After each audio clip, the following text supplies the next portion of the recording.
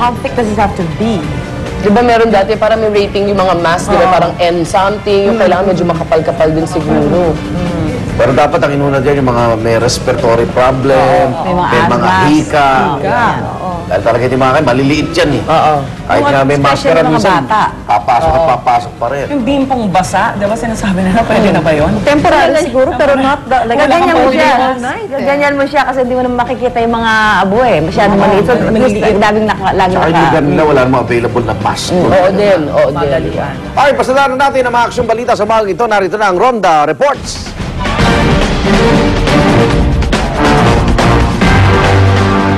Isang trailer truck sumalpok at lumusot pa nga sa isang konkretong pader sa Quirino Highway, Quezon City. Yan po ang report ni Oscar Oida. Oscar. Yes, Iga, halatang di makapaniwalang truck driver na si Dennis Pamplona kung paano siya nakaligtas sa aksidenteng ginasangkutan sa bahagi ito ng Quirino Highway, Lagro, Quezon City. Pasado alas 2 kasi ng daling araw nang mapagarahe ng wala sa oras ang kanyang truck matapos literal na tumagos bader ng Lamesa Dam watershed. Sa lakas na magkakasalpok, Igan, na baliwala ang konkretong pader. Animoy nila mukot naman ang unahang bahagi ng kanyang truck. Ayon kay Pamplona, 2 bus raw na nagkakarerahan ang dahilan ng kanyang sinapit. Iniwasan daw nito dahilan para dumire-diretso siya sa pader ng Lamesa watershed. Pero tila iba naman ang kwento ng mga taga roon. Kung meron man daw 2 bus na nakasalubong ang truck ni Pamplona, marahil ay ang 2 bus na nakaparada sa lugar. At hindi raw ito nagkakarerahan dahil matagal na rin ito nakaparada. Suspect sa tuloy nila baka raw naalimpungatan itong si Pamplona at nang magising, inakalang papapunta sa kanyang harapan ang naturang mga bus kung kaya't umiwas at dumire-diretso na nga sa pader. Agad namang ni-rescue ng mga rescuer si Pamplona at may sugod sa pinakamalapit na ospital. Igan? Maraming salamat, Oscar Oida. Yan. Samantala, ibinulgar na ni Ginoong Laura Vizconde ang sinasabi niyang source mula sa Korte Suprema na nagsabing binabraso raw ni Associate Justice Antonio Carpio ang ibang mga hukom para mabswelto si Hubert Webb sa Vizconde Massacre. Ang kanya umanong source, walang iba kundi si Chief Justice Renato Corona. Sinabi raw ng punong maestrado ang umano'y pambabraso nang mag-usap sila sa kanyang lumang opisina noong nakaraang taon. Hindi naman tinanggi ni Corona na nag-usap nga sila. Pero wala raw siyang sinasabing ini-impluwensyahan ni Carpio ang iba pang mga hukom ng Korte Suprema. Masakit sa aking kalooban na pangalanan, yung taong nagmamalasakit lamang sa akin. Sa po palagay ka walang personal, ibig ko sabihin, wala po siyang rason, kundi meron po siyang simpatya sa pangyayari sa kaso ko. He has categorically denied that issuing those statements. It's really not in his character to say those things. No? Okay. Dapat tingnan natin ano bang boto ni Chief Justice Corona. Pangalawa, kahit naman anong sabihin mo, si Justice Carpio, talaga namang ang kanyang posisyon ng araw, pabor sa mga web. Humarap nga siya sa korte. Kaya nga hindi na siya nag-participate dito sa botohan na ito.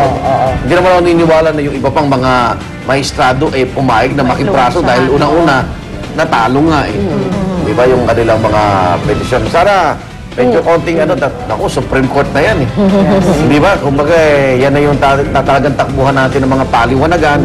At tanam natin masama ang loob nitong itong tambalang Vizconde at Jimenez. Mga kakakuntep lang Kakakuntep lang kaya galit na galit si Kadante Pasarela. Dala na bugso ng damdamin. Bugso ng damdamin. Mga pogi kayo. At good news naman sa mga mahilig dyan sa mga concert, lalo na yung mga kinatatampukan ng mga local Filipino artists. Music to your ears ang balitang ito. Inihain na ngayon sa Kamara ang isang panukalang batas para alisin ang 10% amusement tax sa concert ng Pinoy music artists. Siyempre, suportado ito ng organisasyon ng mga Pilipino mga awit. At malaking tulong ito para makapagsabayan sila sa mga international concert artists na panay na ang punta sa Pilipinas. Ay naman kay OPM President Ogie Alcacid, handa siyang babaan ng kanyang talent fee para mas maabot ang masa ang concerts niya. May katulad ding panukala para sa mga pelikula at balak tanggalin ang amusement tax sa loob ng 3 taon na malaking tulong daw sa local movie industry. Papayag naman kaya ang mga local movie studio na magmura din ng mga tickets nila. Abangan natin kung itutuloy lahat ng ito pag naisabatas na ang mga panukala. Yeah, that's good news for you. Producer yan eh. Oo. Magsising na siya, malapit naman na. ako magbaba ng talent. Kahit libre nga eh. Basta Deliver for audience. Free ticket. Pausa ko. Any concert. Good, good. Good job. Good job. Talagang palikasan na ang kalaban mo. Ito naman po ang good news sa larangan ng sports. May panibagong pampataas ng moral ang mga iniidolo nating Filipinas, Cause baby. Yan ay, yan ay ang dalawang bagong bus na official nilang ride sa kanilang mga ensayo at laban within Luzon. At talaga namang in style at komportable na ang biyahe ng ating football champions. Ang isang bus na para sa mga player, high-tech with matching 5-piece surround sound speaker system. Meron ding TV, DVD player at minibar sa loob. Plus lalagyan pa raw ito ng LED screen. Hindi naman sila ganyan. All leather din ang mga upuan na kayang mag-upo ng hanggang 30 katao. Ayun, pwede dumating mga babae. Ang isa pang bus for the coaching staff, may 2 TV na, may mini conference area pa. Para ito sa kanilang meetings on the quote-unquote meetings on the road. Hindi na pwede yung nakatabi ka lang. Anyway, ito ang plano natin. Hindi mo kailangan tayo. Sana pinakita natin. Wala akong nakitang bus dun. Ay, oo. Parang NBA. Bago pa, ipang pakita. Pero alam, Manny Pacquiao yung itsura. Yung labas niya, yung mga players. Ang ganda. Parang may rap. Grabe. Baka may mga basketball player, mag-football na rin. Oo nga. Pero ano to, parang bigay ba sa ang level ng team nila? Hindi, marami na rin sila naipon na ano eh, na tulong eh, di ba? So, isang mabigat para businessman ka. Good for you guys. Meron? May isang mabigat ng businessman nga na suportado. Love niya ang ASCA. Love Love niya ang young sports. husband. Love niya sports sa Pilipinas. At love niya ang young husband. Alam mo na. Love na love. Kasi, Sino yan? Love niya si Sino?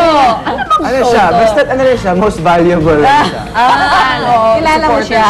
Supporter.